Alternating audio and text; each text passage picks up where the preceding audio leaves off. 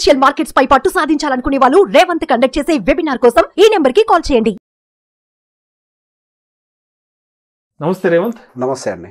రేవంత్, ఇప్పుడు రిస్క్ అనేది అన్ని రకాల ఇన్వెస్ట్మెంట్స్ లో ఉంటుంది. అవునండి. మనం ఒకసారి ఈక్విటీ ఇన్వెస్ట్మెంట్ గురించి, రియల్ ఎస్టేట్ ఇన్వెస్ట్మెంట్ గురించి మాట్లాడుకుంటే రెండు కూడా రిస్క్ ఉన్న ఇన్వెస్ట్మెంట్సే.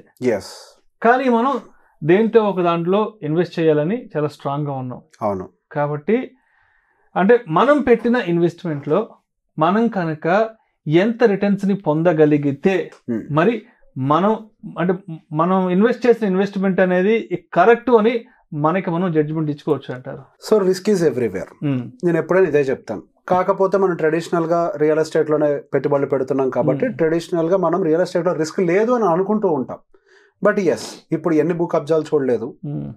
అండ్ రోడ్డు వైడనింగ్స్ అవ్వచ్చు, ప్రభుత్వం ఏదైనా హైవేలు వేయడానికి అయి ఉండొచ్చు, వాళ్ళు తీసుకున్న తర్వాత లేదా ప్రాజెక్టుల కోసం అయి ఉండొచ్చు, రకరకాల రీజన్స్ తోటి భూములు కోల్పోయే వాళ్ళు కూడా చాలా మంది ఉన్నారు. ఈ మధ్య ఈ అక్రమాస్తులు కూడా అక్రమంగా చేసిన తప్పు మంది కాకపోయి ఉండొచ్చు, మంది కాకపోయినా కానీ సమ్టైమ్స్ మనం ఇరుక్కుంటాం. డబుల్ రిజిస్ట్రేషన్స్ అయి ఉండొచ్చు, అవి చాలా కామన్ గా జరుగుతూ ఉండేవి. సో రిస్క్ ఎక్కడైనా ఉంటుంది. రియల్ ఎస్టేట్ లోకి వచ్చేసరికి ఈ కండిషన్స్ రిస్క్ ఉంటాయి. అండ్ దాని తర్వాత మన ఒక ఏరియా పెరుగుద్ది అనుకొని కొంటాం, అది పెరగచ్చు పెరగకపోవచ్చు. ఆ ఏరియా మనం ముందుగా యాంటిసిపేట్ చేసి అక్కడ కొంటే బాగా పెరుగుద్ది అనే ఉద్దేశంతో కొంటాం. అది ఒక్కోసారి ఇంకా డిలే కూడా అవుద్ది. మన అవసరాలు వచ్చినప్పుడు ఏదైనా లిక్విడేట్ చేయాలి అన్నా కానీ దాన్ని తీసి లిక్విడేట్ కాదు. ఏరియా డిమాండ్ బట్టి అది టైం ఫ్రేమ్ మారుతూ ఉంటుంది. కొద్ది సిటీలో ఉండేది అయితే వెంటనే అవుద్ది, సిటీ బయట ఉండేది కొద్దిగా డెవలప్మెంట్స్ లో ఉండేది అయితే 6-7 months 1 year 2 years కూడా టైం పట్టే అవకాశం ఉంటుంది. సో అందులో కూడా రిస్క్ ఉంది. ఈక్విటీలో రిస్క్ లేదా? ఎస్, ఈక్విటీలో కూడా మార్కెట్ వాలటిలిటీ అనేది రిస్క్ అనేది ఇన్వాల్వ్ అయి ఉంటుంది. సో బేసిక్ గా రిటర్న్స్ అనేవి మనం ప్రాపర్ గా జనరేట్ చేయాలంటే ఎప్పుడైనా నేను ఫాలో అయ్యే తంబులు ఒకటే చెప్తాను ఎవరికైనా, time of investment is very important. ఎప్పుడు పెట్టుబడి పెడుతున్నాం. ఇప్పుడు ఫర్ ఎగ్జాంపుల్ మనకి లాస్ట్ 6-7 సంవత్సరాల నుంచి హైదరాబాద్ భూములు విపరీతంగా పెరుగుతూ పోయాయి. అసలు మన ఇండియాలోనే ఫాస్టెస్ట్ గ్రోయింగ్ రియల్ ఎస్టేట్ ఎక్కడ ఉంది అంటే హైదరాబాద్. ఇండియా అంతా హైదరాబాద్ వైపే చూసింది. మొన్న మధ్య కోకాపేటలో ఎకరం 100 కోట్లు చూసాం. స్పెక్యులేషన్ ట్రాన్సాక్షన్ జరగనప్పుడు అది ఒక స్పెక్యులేషన్. సో పెరిగింది అది. సో బేసిక్ గా మనకి విపరీతంగా పెరుగుతూ పోయింది. మీరు గమనిస్తే పర్చేసింగ్ కూడా ఆల్మోస్ట్ లాస్ట్ లెగ్ లోనే ఎక్కువగా జరిగింది. ఇప్పుడు హైదరాబాద్ రియల్ ఎస్టేట్ అనేది అంత ఊపులో ఏమీ లేదు, రేట్లు ఏమి అద్భుతంగా పెరగట్లేదు. ఎంతకాలం ఎట్లుంటుంది అని అంటే ఇంకో 5 సంవత్సరాలు 6 సంవత్సరాలు 7 సంవత్సరాలు ఇలానే ఉండొచ్చు. మీరు ఎప్పుడు కొనుంటారు? కరెక్ట్ గా అది ఎండ్ అయ్యే 1 year 2 years ముందు కొనుంటారు. అసలు యాక్చువల్ గా ఫస్ట్ ఎవడైతే కొన్నాడో ఆ లాస్ట్ 7 years కి వచ్చిన రిటర్న్స్ మొత్తం తీసేసుకున్నాడు. తర్వాత రిటర్న్స్ రాకపోయినా ఎటువంటి ఇబ్బంది అతనికి లేదు. అదే లాస్ట్ లో కొన్నాడు పరిస్థితి ఏంటి? నెక్స్ట్ రాబోతున్నటువంటి సైకిల్ అంటే మార్కెట్ రేట్లు పెరగకుండా ఉండేటువంటి సైకిల్ ఇరుక్కుపోయి ఉంటాడు. కొన్న రేట్ అక్కడే ఉంటది. ఇప్పుడు మీరు అమ్మాలి అని అంటే వాడు డిస్కౌంట్లో అడుగుతాడు, మీరు అమ్మాలంటే అమ్ముకోలేరు, అంటే మార్కెట్ రేటు పెరగదు. 6-7 సంవత్సరాల పాటు రేట్లు పెరగకుండా అక్కడే ఉంటుంది. అదే మీరు ఆల్రెడీ పెరిగిపోయింది కదా, నెక్స్ట్ ఇంకొక 5-6 సంవత్సరాలు ఖచ్చితంగా మార్కెట్లో రియల్ ఎస్టేట్ రేట్లోనే ఆగుతాయి కదా. ఇది మార్కెట్ సైకిల్ కదా, ఎప్పుడు పరిగెడుతూనే పోవు కదా. మన చిన్నప్పటి నుంచి కాదు, మన చరిత్ర చెప్పేది ఏంటి? కొంతకాలం పరిగెట్టుద్ది, తర్వాత ఒక దగ్గర ఆగిపోతుంది. అదే కదా చరిత్ర. పరిగెట్టే దాంట్లో లాస్ట్ 5 years నుంచి పెరుగుతుంది. మేబీ ఇంకో 1-2 years ఆగిపోద్ది నాకు ఎస్టిమేషన్ పెట్టుకొని, ఆ తర్వాత ఇంకొక 5 years వరకు ఎటు కదలదు సహజంగా. ఇది మార్కెట్ సినారియో అని అర్థం చేసుకొని ఈ 5 years ఎండింగ్ లో పెడితే నెక్స్ట్ లెగ్ ఆఫ్ ద ర్యాలీలో మీరు ఉంటారు. ఈ 5 సంవత్సరాలు ఖాళీగా రిటర్న్స్ లేకుండా కూర్చునే బదులు నెక్స్ట్ లెగ్ ఆఫ్ ద ర్యాలీలో పార్టిసిపేట్ చేస్తే మీ సిఏజీఆర్ కరెక్ట్గా వర్కౌట్ అవుతుంది. ఇప్పటిదాకా ఈ డబ్బులను ఏం చేయాలి? అండ్ ఎస్, ఈ గ్యాప్ లో మనకి స్టేబుల్ గా రిటర్న్స్ ఇవ్వడానికి బాండ్స్ ఉన్నాయి. సమ్వేర్ అరౌండ్ 9% ఇస్తాయి, కొన్ని 10% ఇస్తాయి. ఈక్విటీ ఎంత లోవర్ సైడ్ ఇచ్చినా కానీ 11-12% రిటర్న్ డెలివరీ చేస్తుంది ఈ 6-7 years లో. అప్పుడు డబ్బులు తీసుకొచ్చైనా కానీ రియల్ ఎస్టేట్ లో పెట్టుబడులు పెట్టచ్చు. సో బేసిక్ గా రియల్ ఎస్టేట్ అవ్వచ్చు, ఈక్విటీ అవ్వచ్చు, ఎందులో అయినా సరే టైమ్ ఆఫ్ ఇన్వెస్ట్మెంట్ అనేది చాలా ఇంపార్టెంట్. మన లాస్ట్ లెగ్ లో పెడితే దానికి స్టాండర్డ్ ఎగ్జాంపుల్ అందరికి అర్థమయ్యే భాష అమరావతి ల్యాండ్స్. రైట్, విపరీతంగా పెరిగిపోయాయి. లాస్ట్ లో కొన్నోడి పరిస్థితి ఏంటండి? కక్కలేక మింగలేక చావలేక బతకలేక ఉన్న పరిస్థితుల్లోకి వెళ్ళిపోయాడు. క్యాష్ మొత్తం అప్పు తెచ్చి అక్కడ ఇక్కడ డబ్బులు తీసుకొచ్చి అమ్మో పెరిగిపోతుంది కొని పడేశారు. కొన్న తర్వాత అది పెరగడం మానేసింది. సరే అప్పులు తీరుద్దాం కదా అని అమ్మటానికి ట్రై చేస్తుంటే కొనేవాడు రాడు. వాడేమో తక్కువ అడుగుతాడు, తక్కువ అమ్ముకుంటే నాకు అప్పులు తీరవు, నేను వడ్డీలు కట్టాలా, ఇరుక్కున్నారు కదా. సో బేసిక్గా ఇది ప్రతి చోట ఉంటుంది. సో మనం దాన్ని చూసే విధానం ఇంపార్టెంట్. ఏ టైంలో కొంటున్నాం, timing of the market is very important. Market అంతా ఒకవైపు పరిగెడుతుందంటే దాని వెనకాల మనం పరిగెట్టిన అవసరం లే. మీరు గుర్తుంటే ఒకసారి మనం ఒక వీడియో బోర్డు మీద చేసాం హైదరాబాద్ రియల్ ఎస్టేట్ గురించి. పర్టికులర్ గా కోకాపేట బెల్ట్ అంతా కూడా ఇంక ఎక్స్పాండ్ అవడానికి స్కోప్ లేదు, 111G టచ్ చేసేస్తుంది. అది నెక్స్ట్ అంతా కొద్దిగా మేడ్చల్ వైపు అవ్వచ్చు అని ఫ్యూచరిస్టిక్ గా మనం కొంత క్యాలిక్యులేషన్ చూసుకున్నాం. ఆ టైంలో వచ్చిన గవర్నమెంట్ రిపోర్ట్స్ కొని అనలైజ్ చేసి ఒక డీటెయిల్ రిపోర్ట్ చేసాం.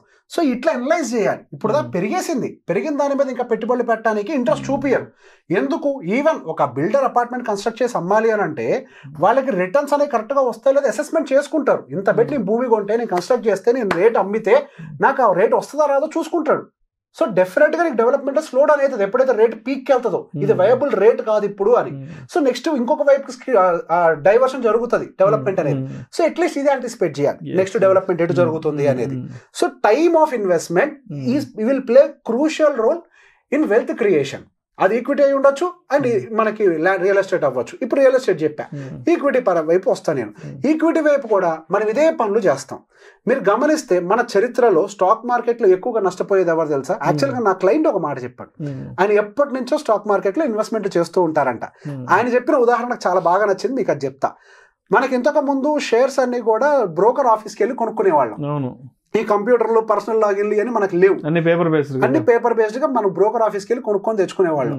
సో ఆయన వాళ్ళ బ్రోకర్కి చెప్తాడంట, మీ ఆఫీస్ అంతా ఖాళీగా ఉన్నప్పుడు నాకు చెప్పి వచ్చి కొనుక్కుంటా అని. అంటే దాని మీనింగ్ ఏంటి? మార్కెట్ అంతా పడిపోతే ఎవడు అక్కడికి రాడు, అది కరెక్ట్ గా మార్కెట్ పడిపోయిన టైం, అప్పుడు నేను తక్కువ రేట్ లో కొంటే అది ఖచ్చితంగా పెరుగుద్ది. నీ మార్కెట్ ఎప్పుడు బిజీగా ఉంటుందో చెప్పు, అప్పుడు వచ్చి అమ్మేస్తానని చెప్తాడు. సో మార్కెట్ టైమింగ్ చేస్తున్నాడు. టైమింగ్ అని అంటే చెప్పేదా, entry time is very important. ఎప్పుడు ఎంటర్ అవుతున్నాం? ఇప్పుడు బాగా పరిగెట్టేస్తున్నప్పుడు అందరూ ఎగబడతారు, నాకు కావాలి అని. అప్పుడు మీరు కూడా ఎంటర్ అయితే ఇంకెక్కడికి వెళ్తుంది? అది ఆల్రెడీ పెరిగిపోయింది కదా. సో బేసిక్గా మనం ఎప్పుడు కొనాలి? దాని రేట్లు కిందకు వచ్చినప్పుడు తక్కువ రేట్లో కొనుక్కొని పెట్టుకోవాలి. ఎస్ఐపి కాన్సెప్ట్ లో మళ్ళీ ఇక్కడ అది వేరు. SIP is a different concept. Again SIP దీంట్లో తీసుకురాకండి. ఇండివిజువల్ గా మనం స్టాక్స్ కొన్నా, ప్రాపర్టీ కొన్నా, ఏదైనా అసెట్ కొన్నా, సో బేసిక్గా ఎప్పుడు కొనాలి అంటే దాన్ని కొంచెం దానికి ఒక టైం పెరిగినప్పుడు మనం దాని వెనకాల పరిగెట్టకుండా అది కొంచెం కిందకు వచ్చినప్పుడు మనం ప్రాపర్ గా కొనుక్కుంటే స్టడీగా గ్రో అవుతాం. కిందకు వచ్చిన తర్వాత ఇంకెంత పడుతుందండి? ఒకవేళ పడ్డా, మార్కెట్ క్రాష్ అయినా, రివర్స్ అయితే దాని ఒరిజినల్ లెవెల్కి వస్తుంది కదా, మీ పెట్టుబడులు అయితే సేఫ్ కదా. రీసెంట్ గా గమనిస్తున్నాం, అందరూ స్మాల్ క్యాప్ మిడ్ క్యాప్ అని పరిగెట్టుకుంటూ పోతున్నారు.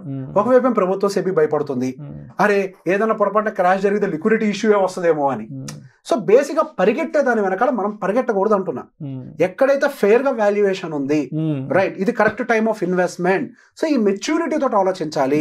సహజంగా వ్యాపారం చేసే వాళ్ళు బజ్ క్రియేట్ చేస్తారు, మనం ఆ బజ్ లో పడకూడదు. ఆ బజ్ క్రియేట్ చేసే ముందే మనం ఎంటర్ అవ్వాలి. సో బేసిక్ గా దానికి ఒక బేసిక్ అనాలిసిస్ చేసుకోవాలి. ఈ టైం ఫ్రేమ్ నుంచి ఈ టైం ఫ్రేమ్ వరకు పరిగెట్టింది, సహజంగా మార్కెట్ హిస్టరీ ప్రకారం తర్వాత కొంతకాలం ఆగుతుంది, ఆ తర్వాత మళ్ళీ పరిగెడుతుంది. ఈ బేసిక్ అనాలిసిస్ చేసుకొని కనుక మనం పెట్టుబడులు పెడితే మనకి రిటర్న్స్ వస్తాయి. ఇందాక ఒక క్వశ్చన్ అడిగారు, ఎంత రిటర్న్స్ వస్తే మన ఇన్వెస్ట్మెంట్ కరెక్ట్ అన్నట్టు మనం సమర్థించుకోవచ్చు. మనం సమర్థించుకోవచ్చు. ఎప్పుడైనా కానీ మార్కెట్లో యావరేజ్ గా మనకి 12 to 15% రిటర్న్ వచ్చింది అని అంటే ఇట్స్ సూపర్ ఇన్వెస్ట్మెంట్. ఎప్పుడు కూడా మనకి యాక్చువల్ ఎవరితో మాట్లాడి ఈ మధ్య 20%, 25% అనే మాట్లాడుతున్నారు. That's not right. Market history ఎప్పుడు చెప్పలేదు, చరిత్ర చెప్పదు, మీరెందుకు ఎట్లా మాట్లాడతాం మనము. అండ్ ఇంకొకటి కూడా గుర్తుపెట్టుకోవాలి, ఎకానమీ గ్రో అయ్యే కొద్దీ ఆ పర్సెంటేజ్ ఆఫ్ రిటర్న్స్ రావు. ఆ పర్సెంటేజ్ ఆఫ్ రిటర్న్స్ ప్రాక్టికల్ గా ఉండవు. ఇప్పుడు యుఎస్ ఎకానమీ ఫాస్ట్ గా పరిగెట్టే టైంలో ఫుల్ రిటర్న్స్ ఇచ్చింది, ఆ తర్వాత ఎంత దాని standard returns 10%. Japan negative returns, China negative returns. India ఇప్పుడు గ్రోయింగ్ కాబట్టి మనకు కొద్దిగా రిటర్న్స్ చూపిస్తుంది. ఒక స్టేజ్ దాటిన తర్వాత దాని రిటర్న్స్ తగ్గించుకుంటుంది. అదే గ్రోత్ కి ప్రాబబిలిటీ ఉండాలి కదా. ఇప్పుడు గ్రోత్ ఇంకా స్కోప్ ఉంది కాబట్టి వెళ్తుంది, ఆ స్కోప్ ఒక దగ్గరికి రీచ్ అవుతుంది, అక్కడి నుంచి స్లో డౌన్ అవుతుంది రిటర్న్స్ అనేది. సో మీరేమో ఒక ఎస్టిమేషన్ తో దాంట్లో అడుగు పెడతారు, కానీ అక్కడేదేమో ఇవ్వదు. And next market time also important. ఇంత గ్రోత్ స్టోరీలోనే మనకి యావరేజ్ స్మాల్ క్యాప్ రిటర్న్ ఎంత తెలుసా అండి? 19%. Average return of a small cap in the history. Average return of a mid cap is somewhere around 18.5%. Average return of a large cap will be somewhere around 12 to 13%. ఇది fact. మన average return ని మాత్రమే focus చేయాలి. మనం ఎంతసేపటికి ఆ 25-13 అవసరం లేదు. మనం బాగా అగ్రెసివ్ రిస్క్ టేకర్స్ అయితే మీకు 18 వస్తే సూపర్. కొద్ది కన్సర్వేటివ్ అయితే గనక, మీరు మోడరేట్ కన్సర్వేటివ్ అయితే గనక మీకు 15 వచ్చిందంటే సూపర్. మీరు రిస్క్ నాకు వద్దు అని అనుకుంటే 12-13 వచ్చిందంటే మీరు సూపర్ రిటర్న్స్ జనరేట్ చేసినట్టు. సో ఇండివిజువల్ రిస్క్ ను కూడా కన్సిడర్ చేసుకుంటూ ఈ రిటర్న్స్ వచ్చేలాగా ఉంటే చాలు. అండ్ రియల్ ఎస్టేట్ లో పెట్టుబడి పెట్టేటప్పుడు కూడా మనం ఎక్కడ పెడుతున్నాం అనేది కూడా చాలా ఇంపార్టెంట్. ఈక్విటీ మార్కెట్స్ రిటర్న్స్ ఇస్తాయి, డిజిటల్ గా కనిపిస్తుంది. రియల్ ఎస్టేట్ లో కూడా దాని జియోగ్రఫికల్ కండిషన్ బట్టి ఎంత పర్సెంటేజ్ ఆఫ్ రిటర్న్ కూడా డిపెండ్ అయి ఉంటుంది. రూరల్ ఏరియాలో అయితే 7 to 8%, 7 to 9 మేబీ. కొంచెం సెమీ అర్బన్ అయితే 9 to 11%.